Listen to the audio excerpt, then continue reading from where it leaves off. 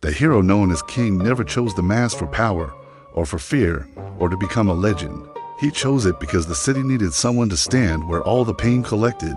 The first time, he placed the carved jaguar face over his own. It didn't roar, or glow, or promise him strength. It simply breathed, a slow and heavy sound, as if it already carried the weight of countless unseen lives. That very night, the old bridge collapsed, and hundreds of screams tore through the darkness. King lifted mangled steel with arms that shook, and felt something new bloom behind the mask. It wasn't pain, it was memory. It was as if the mask remembered every single life it touched, storing their fear and relief and gratitude like rain slowly filling a silent reservoir. When he had saved them all, the crowd cheered, a sound that washed over the wreckage. But King fell to his knees, because behind the mask, he was weeping. Invisible tears soaked into his skin, each drop a burden that was never meant to be shared aloud. In the days that followed, the city learned his name, but never his face. With every rescue, the mask grew heavier, not in physical weight, but in its presence. It felt like it was leaning into his thoughts, whispering echoes of the people he had protected. The child who would now grow up, the mother who would return home to her family, the stranger whose name King would never know. Each echo left behind a dull ache that never quite faded. But King endured. Heroes weren't supposed to complain, and so the mask did its work silently, absorbing pain so others would never have to carry it. Years passed. Doctors told him his body was failing in ways they couldn't explain.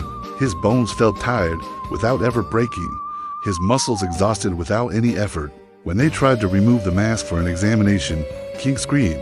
It wasn't a scream of pain, but of absence.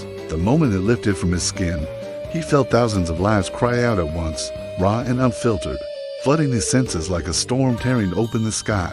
The mask snapped back into place on its own, sealing the noise away, leaving King gasping, terrified. He understood for the first time, the mask was no longer an object, it was a vessel, and he was the only thing keeping it closed. Rumors started to spread that King could never remove it. His fans speculated, his enemies mocked, but none of them understood the truth. Beneath the stoic jaguar face was a man slowly dissolving under the kindness of the world. He was carrying thank yous that weighed more than curses, bearing the relief of others so completely that he no longer remembered what relief felt like for himself. The city changed, as cities always do. New towers scraped the sky, new threats emerged from the shadows, and new heroes, eager to shine, stepped into the light. King watched them from the rooftops, an unseen guardian. He knew the mask would accept their pain too, if he let it. But this burden couldn't be passed on, it could only be contained. The doctors had warned him quietly that one day, the mask would reach its capacity. The human body, they said, was not built to be a dam against a world of suffering. King just nodded. Heroes always know how stories like theirs are going to end, even if they never say it out loud. Then came the night the city faced its greatest collapse. Not a collapse of buildings, but of hope. Systems failed, communication went dark, and panic spread faster than fire. King moved through the chaos like a shadow, saving without spectacle, guiding without praise. With each person he steadied, he felt the mask pulse, tiny cracks appearing along invisible seams.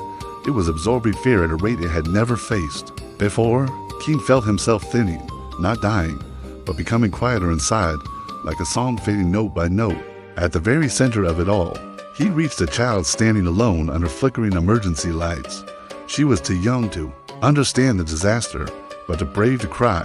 When King knelt down and offered his hand, she asked the question that pierced him deeper than any wound. Does it hurt when you save people? King hesitated. Heroes aren't taught how to answer honestly, but the mask trembled against his face, urging the truth.